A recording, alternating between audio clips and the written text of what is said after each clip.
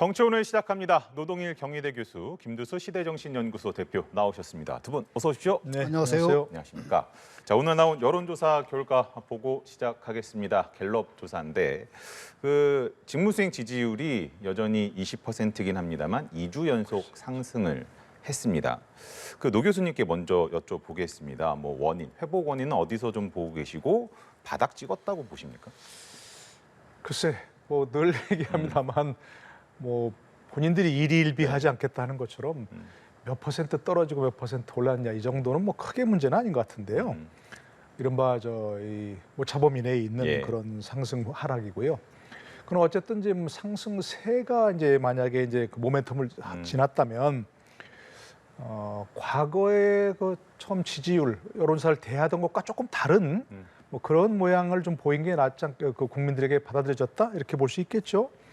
과연 국민 여론 지지율에 대해서 모르쇠로 일관하고 일일비하지 않는다는 얘기했고 신경 쓰지 않는다 이렇게 얘기했는데 대통령실의 메시지가 바뀌고 지난번 기자회견에서 윤 대통령도 그래서 굉장히 엄중하게 보고 있다는 그런 취지로 얘기하셨죠. 그런 것들을 전반적인 태도가 바뀌었고 또 지난 기자회견에서 일부에서는 맹탕 기자회견이었다고 얘기하는데 물론 그 자리에서 일정 인사쇄신이라든지 이런 거에서 대책을 내놨다면 더 좋겠지만 그건 아니고 어떤 점이 문제인지 면밀히 살피고 대책을 곧 내놓겠다 이렇게 얘기하고 있지 않습니까?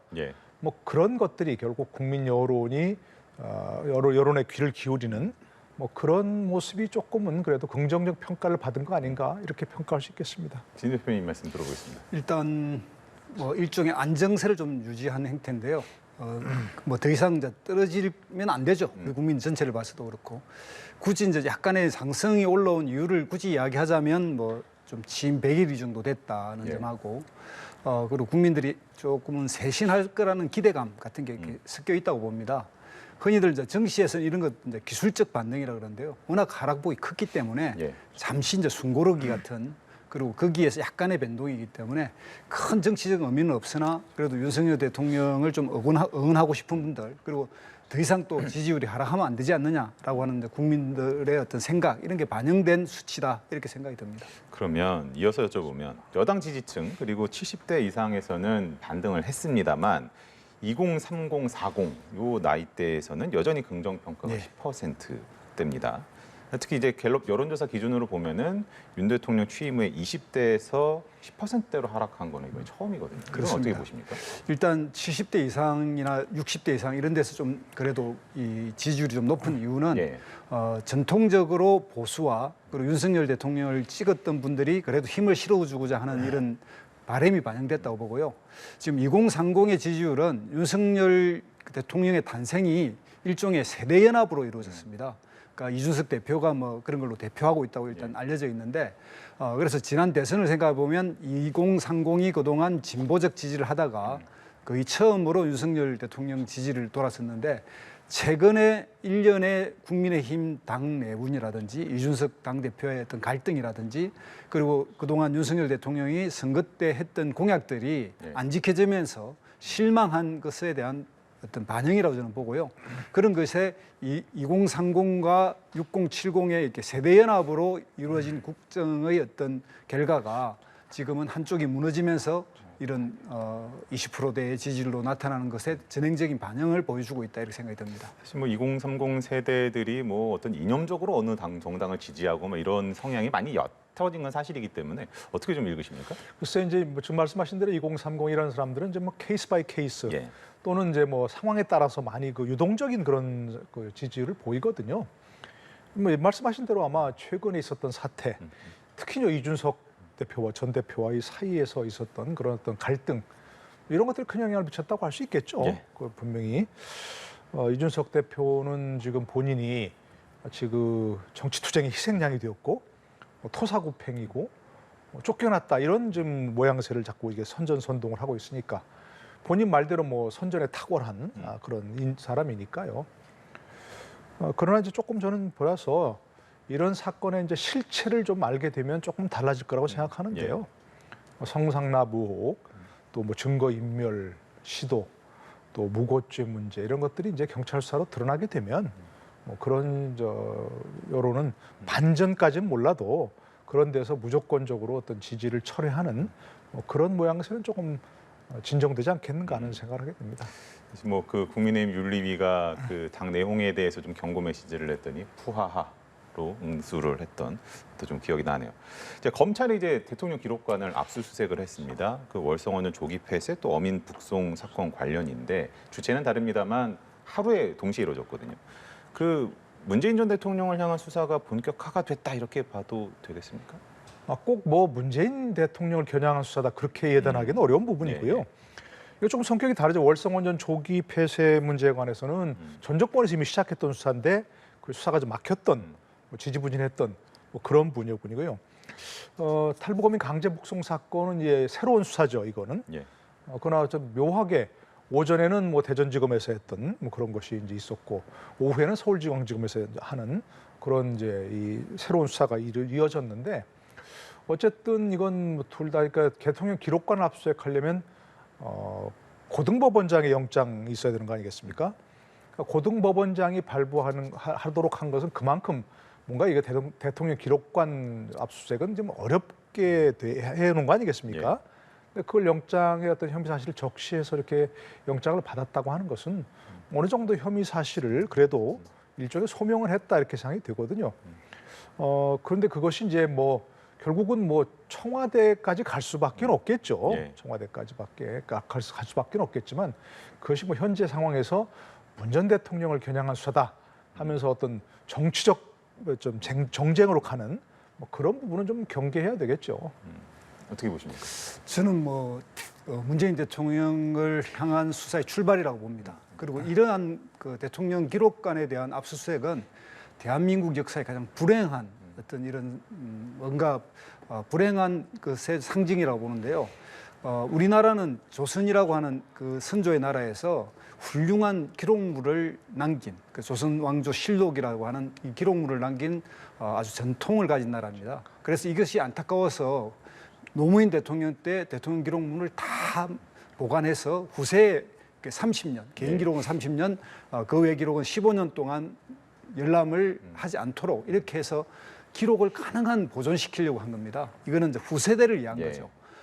그런데도 이런 정치적 이유로 해서 지난 2014년에는 그때 당시 여야당의 공방으로 해서 NLL 회의록이라든지 그랬죠. 이런 것 그리고 이런 거에 대해서 이제 어렵게 해놨는데도 고등법원의 이게 판사가 이런 영장을 발부한 거는 좀 생각해봐야 될 문제라고 생각합니다. 정말 이런 그 대통령 기록관을 압수수색하지 않아도 충분히 수사할 수 있고 그럼에도 불구하고 이런 거는 마치 그 실록의 사초를 연산군이 다시 한번 보는 행태인데 그것이 어떤 행태로 나타나냐면 노무현 대통령 때 남긴 기록물에 비해서 그 다음 대통령인 이명박 대통령은 그 기록물 양이 절반 이하가 대통령 기록관으로 갔습니다. 자, 이렇게 되면 역대 대통령들이 이 기록을 숨기려고 그럴 것이고요. 지금 현재 미국의 트럼프 대통령이 자기의 메모 이런 걸 불태우고 또 화장실에 몰래 버리고 이런 것이 지금 드러났지 않습니까? 이번 이렇게 나가면 역대 대통령들이 어떤 기록을 남기겠습니까? 그래서 저는 불행한 기록 유산을 남겨야 할 대한민국의 미래를 보면 이건 불행한 일이다 이렇게 생각이 듭니다. 그럼 이렇게 한번 여쭤보겠습니다. 어제 그 윤석열 대통령이 이원석 대검차장을 검찰총장 후보자로 지명을 했습니다. 근데 이 후보자가 지금 총장 직무대리를 하고 있다 보니 이번 압수수색이나 이런 검찰 수사와도 무관치가 않단 말이죠. 지금 시점적으로 후보자 지명 다음날 이렇게 압수수색이 이루어진 거는 좀 같이 엮어서 볼 여지가 있을까요? 저는 충분히 그렇게 생각합니다. 취임 100일도 됐고요. 또 이현석 검찰총장 후보자 지명까지 되고 이 시점에 나온 모 신문사의 어떤 그 기명 칼럼을 보면 자, 윤석열 정부는 본인이 잘하는 걸 해야 된다. 잘한 건 압수수색이고 사정정국으로 가져가는 거 아니겠습니까? 그런 뿐만 아니라 이게 전반적인 압수수색이라는 게 이제 동시다발적으로 이루어지면서 흔히들 문재인 대통령을 겨냥하고 있다 이런 누구나 그런 짐작을 하고 있는 이 사안에 대해서 벌어지고 있기 때문에 정말 이게 사정정국으로 가는 신호탄이다 이런 생각이 들고요. 이런 것에 대통령의 지지율을 반등시키기 위한 기획이나 전략이 들어가 있다면 정말 대한민국은 또 한 번 불행한 역사가 되풀이되는 거 아닌가 이런 염려가 됩니다. 노 교수님 같은 질문 드리겠습니다. 글쎄 이거 아까 좀 말씀드린 대로 이게 정치권의 정쟁으로 비화되는 건 바람직한 건 아니죠. 근데 이제 아까 김 대표 말씀하신 것 중에 저는 조금 반론을 드리고 싶은 것은 우리나라 어지간한 기록들은 다 대통령 기록관에 막 그 넣어버리기 때문에 다음 후임 정부에서 그 전 정부의 어떤 그 기록을 확인할 수가 없어서 그러니까 정권의 연속성이라든지 정책의 연속성이 어려운 그런 상황이 돼버렸어요. 그러니까 정말로 비밀로 해가지고 뭐 15년 내지 30년 후에 열어봐야 될 거, 뭐 외교 문제라든지 그런 것들은 당연히 이제 그런 대통령 기록물에 지정해서 오랜 시간 지난 후에 열어보는 건 바람직하지만 모든 자료를 다 그냥 뭐 이렇게 대통령 기록물을 지정해 버려 가지고 어지간한 걸 그 참고할 수 없도록 만드는 건 바람직하진 않다 생각합니다. 그걸 좀 철저하게 이렇게 좀 구분해야 한다 생각하고 저는 검찰이 이건 수사를 하면서 당연히 불법이나 위법 사항이 있으면 수사를 해야죠. 예. 수사를 해야 되고 누구도 법 위에 있을 수 없는 그런 건 분명하니까. 그러나 정말 이것이야말로 법과 원칙에 따라서 마구잡이로 수사하는 게 아니고 철저하게 예리하게 꼭 필요한 부분만 그렇게 수사하는 원칙을 지킨다면 저는 이것이 뭐 정치 보복이나 이렇게 볼 일은 아니라고 생각이 되고요. 특히 이제 무슨 뭐 원전 수사 문제에 관련해서 오늘도 민주당에서 그 우상호 의원도 그렇고 얘기를 했던데 정책만 바꾸면 되는 거 뭐 아니냐. 정책에 관련된 것이다. 정책을 얘기하는데 이건 지난 정권의 수사를 시작했을 때 정책에 관련된 게 분명히 아니었죠. 탈원전 정책 자체는 감사원 감사 대상도 아니었고 검찰 수사 대상도 아니었다는 걸 그때도 분명히 했지 않습니까? 이건 뭐예요? 탈원전 정책이야 괜찮죠. 그러나 그야말로 그 월성 원전을 폐쇄하는 과정에서 왜 숫자를 조작하냐는 겁니다. 처음에 나온 숫자는 그대로 했으면 2022년까지 그 전에 7천억을 들여서 새롭게 리모델링을 했으니까 2022년 말까지 쓸 수 있도록 돼 있었고 또 보통 경우는 2022년 이후에도 다시 한번 사용 연장을 할 수 있는 그런 게 분명히 있었는데 그때 경제적 평가를 조작해서 바로 폐쇄하도록 하는 그런 그야말로 그런 불법에 대해서 수사하는 거니까 이건 정책에 대한 수사다 아니면 지난 정권 자체를 뭐 정치보복이다 이렇게 얘기할 수는 없는 것이고요. 검찰은 특히 그 점에 대해서 정말 정밀하게 불법에만 초점을 맞춰서 수사해야 된다는 걸 다시 당부합니다. 근데 시점적으로 보면은 국민의힘에서 또 그 문재인 정부 인사 10명도 검찰을 고발했단 말입니다. 네. 지금 뭐 윤석열 정부가 들어서자마자 안보 이슈라든지 그 안보에 관련된 전통적 보수가 하나는 경제 보수고 하나는 안보 보수인데 안보 보수는 좀 강경하죠. 네. 예, 경제 보수는 좀 온건해서 합리적이라고 보는데 이 온건 보수로 해서 재세팅될 줄 알았더니 여전히 옛날 구시대에 이제 안보 보수로 넘어가는 이런 느낌이 들고요.